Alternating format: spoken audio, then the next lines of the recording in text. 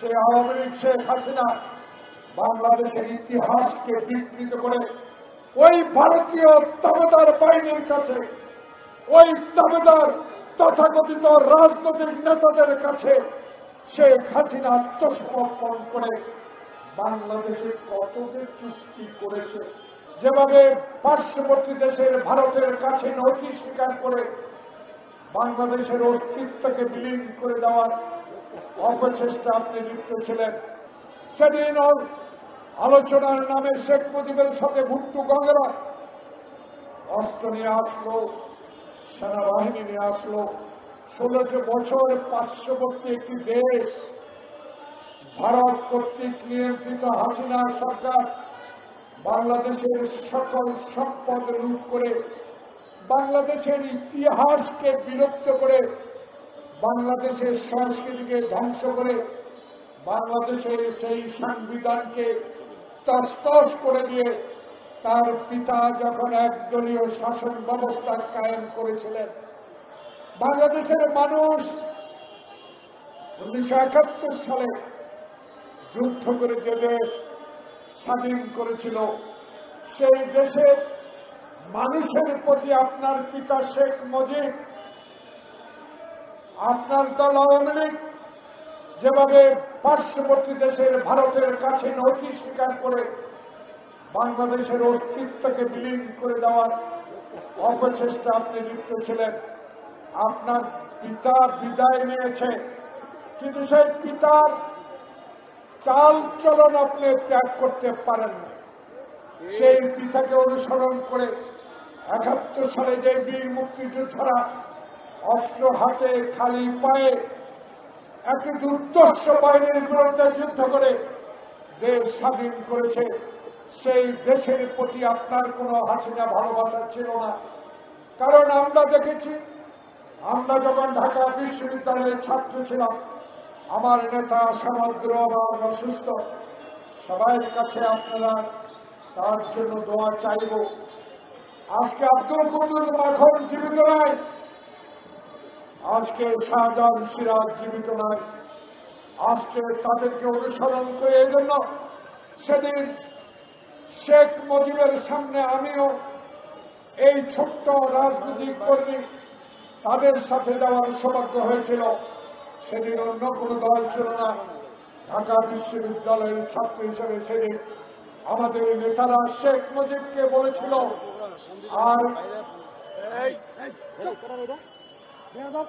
আর রক্তক্ষরণ নয়। পূর্ব পাকিস্তানের মানুষ 47 সালের পর থেকে আজকে নির্যাতিত, 22 পরিবারের নামে লুণ্ঠন করে নিয়ে যাচ্ছে। পূর্ব পাকিস্তানের মানুষের প্রতি পশ্চিমাদের কোনো ভালোবাসা ছিল না। এখনই সময়, আসুন আমরা এই পাকিস্তানকে বাংলাদেশ নামে স্বাধীন ঘোষণা করি। প্রিয় বন্ধুগণ, সেদিন শেখ মুজিবুর রহমান আস্ফালন করে বলেছিলেন, আমি আন্দোলন সংগ্রামী ছিলাম, আমি অস্বীকার করি না। সেদিন বলেছেন পাকিস্তানের প্রধানমন্ত্রী 1 মিনিটের জন্য আমাকে হতে হবে। প্রিয় বন্ধুগণ, সেদিন 71 সালের 25শে মার্চ এই অঘটন ঘটত না। সেদিন আলোচনার নামে শেখ মুজিবের সাথে ভুট্টু গঙ্গেরা অস্ত্র নিয়ে আসলো, সেনাবাহিনী নিয়ে আসলো। টেরও পেলেন না শেখ মুজিব, কারণ তার ধ্যান ধারণা ছিল একক সংখ্যাগরিষ্ঠতা পেয়েছি, পাকিস্তানের প্রধানমন্ত্রী আমি তো হব। প্রিয় বন্ধুগণ, সেই দল আওয়ামী লীগ, যেই দল কোনদিনও মানুষের অধিকার, মানুষের স্বাধীনতার প্রতি বিশ্বাস ছিল না। শেখ মুজিব নিজে বলেছে লন্ডনে এসে সেই সাংবাদিককে কি হয়েছে বাংলাদেশে। প্রিয় বন্ধুগণ, আজকে আমাদের দুঃখ হয় আওয়ামী লীগকে নিয়ে, যে আওয়ামী লীগ বাংলাদেশের স্বাধীনতার সপক্ষের লোক দাবিদার, যে আওয়ামী লীগ শহীদ প্রেসিডেন্ট জিয়াউর রহমানের মতো একজন সৎ ব্যক্তি, যে আওয়ামী লীগ অস্ত্র হাতে জিয়া দেশের স্বাধীনতা ঘোষণা করে যুদ্ধ করেছেন, সেই জিয়াকেও সেই শেখ হাসিনা পাকিস্তানের দালাল বলেছেন। প্রিয় বন্ধুগণ, স্বাধীনতা যুদ্ধে কারা ছিল? এদেশের জনগণ হাফ প্যান্ট পরে খালি পায়ে, দামাল ছেলেরা, কৃষক, জনতা, শ্রমিক সেদিন পার্শ্ববর্তী একটা দেশে আশ্রয় নিয়ে, ট্রেনিং নিয়ে, 7 দিনের মাথা অস্ত্র হাতে নিয়ে যুদ্ধ করে অকাতরে জীবন বিসর্জন দিয়ে আপনার পিতাকে সেদিন ক্ষমতায় বসিয়েছিলেন। কিন্তু আপনার পিতা সেই জনগণের যোগ্যতা, সেই জনগণের ভালোবাসার প্রতি লুণ্ঠিত হয়ে সেদিন এক দলীয় শাসন কায়েম করে বাংলাদেশের সকল সংবাদপত্র বন্ধ করে দিয়েছিলেন। প্রিয় বন্ধুগণ, ইতিহাস কথা বলে। শেখ হাসিনা আপনার ইতিহাস এখন এই তরুণ প্রজন্ম কথা বলে, কারণ কথা বলার সময় এসেছে। 16 বছর আপনি তো আমাদেরকে কথা বলতে দেন নাই, তবুও আমাদের নেতা, আমাদের নেত্রী খালেদা জিয়া, তারেক রহমানের দুঃসাহসিক সাহস আমাদেরকে রাস্তায় রেখেছে। আমরা আল্লাহ ছাড়া কারো কাছে মাথা নত না করে এই রাজপথে এই মানুষের পক্ষে 16টি বছর কাজ করেছি। প্রিয় ভাইরা, সেদিন শেখ হাসিনা ইলিয়াস আলীর গুমে তার অবুঝ সন্তানের চোখের পানির দিকে একদিনও তাকান নাই। সৌদি আলমের আজকে এই কমিশনারের মর্ম বুঝবে। সেদিন সৌদি আলমকে যখন গুম করে নিয়ে গেলেন শেখ হাসিনা, আপনার সরকার একটিবার তার পরিবারের দিকে তাকালেন। হাজার হাজার লক্ষ লক্ষ বিএনপির নেতা কর্মীরা আয়না করে ওই হারুন, ওই বিপ্লব, যাদের নির্যাতনে চোখ হারিয়েছে, পা হারিয়েছে, কিডনি হারিয়েছে, অসুস্থ হয়ে পড়েছে, রিলিজ হওয়ার পর জীবন তো শেষ হয়ে গেছে। সে আওয়ামী লীগ শেখ হাসিনা বাংলাদেশের ইতিহাসকে বিকৃত করে ওই ভারতীয় দাবেদার বাহিনীর কাছে, ওই দাবেদার তথাকথিত রাজনৈতিক নেতাদের কাছে শেখ হাসিনা আত্মসমর্পণ করে বাংলাদেশে কত যে চুক্তি করেছে। মনমোহন সিং, মোদী, সুজাতা সিং, আপনারা ইতিহাস কি জানেন না?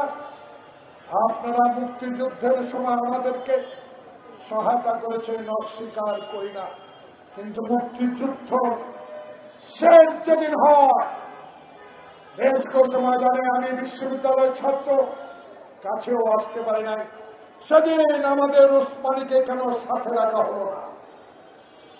এসব প্রশ্ন উঠে আসছে এই কারণে ভারতের কাছে আপনি আত্মসমর্পণ করার এটাই পরিকল্পনা ছিল। সেদিন স্বাধীনতার পর বাংলাদেশে শহীদ জিয়ার আদর্শ আজকে আমরা বলি। কেন বলি? এই জন্য বলি, আপনাকে ভালোবেসে আপনাকে 71-এর পর ক্ষমতায় দিয়েছিল মানুষ, কিন্তু সে ভালোবাসা আপনি রাখতে পারেন নাই। আপনি কি প্রতিরোধ করতে পেরেছেন? ভারতীয় বাহিনী যখন আমার শিল্প কারখানা সব ধ্বংস করে তুলে নিয়ে যাচ্ছিল, যখন পাকিস্তানের সশস্ত্র বাহিনী আধুনিক অস্ত্রগুলো লুট করে নিয়ে যাচ্ছিল, কারখানা যখন সব লুট করে নিয়ে যাচ্ছিল, প্রতিবাদ করার কত সাহস আপনার ছিল না। তাই আপনার তার কন্যা শেখ হাসিনার ইতিহাস, সেই চুক্তি, মোংলা, চট্টগ্রাম, ট্রানজিট, সুজাতার আইনা, এরশাদকে ইলেকশনে যোগদান করা, সবকিছুই রয়ের একটি বিরাট ষড়যন্ত্র। প্রিয় বন্ধুগণ, তাই আওয়ামী লীগ আর পার্শ্ববর্তী দেশ হিন্দুস্তান একই সাথী। তাই আজকে বলতে চাই, এই হিন্দুস্তান, এই তত্ত্বাবধায়ক ইন্টেরিয়াম গভর্নমেন্ট ডক্টর ইউনূসকেও অশান্তিতে রাখার প্রচেষ্টা। 2 দিন আগে দেখলাম এক আমেরিকান লোককে গ্রেপ্তার করা হয়েছে অস্থিতিশীল তৈরি করার জন্য, সেই ঢাকায় আসলো। প্রিয় বন্ধুগণ, হাসিনা দিল্লি, তার মেয়েও দিল্লি। যে সবচেয়ে বাংলাদেশের ক্ষতি করেছে সেই স্বরাষ্ট্রমন্ত্রী কিনা সেও দিল্লি, ইন্ডিয়া। আজকে যারা আমাদের রক্তে রঞ্জিত করে বাংলাদেশকে তছনছ করে দিয়েছে, তারা যারা এই ষড়যন্ত্রের সাথে সম্পর্কিত, ডক্টর প্রফেসর মোহাম্মদ ইউনূস, তত্ত্বাবধায়ক বৃন্দ, সম্মানিত তত্ত্বাবধায়ক বৃন্দ, বুকে হাত দিয়ে বলেন, একটি বছরে কয়েকজন ছাড়া আওয়ামী লীগের দুঃশাসন যারা করেছে তাদেরকে গ্রেফতার করতে বলেছে।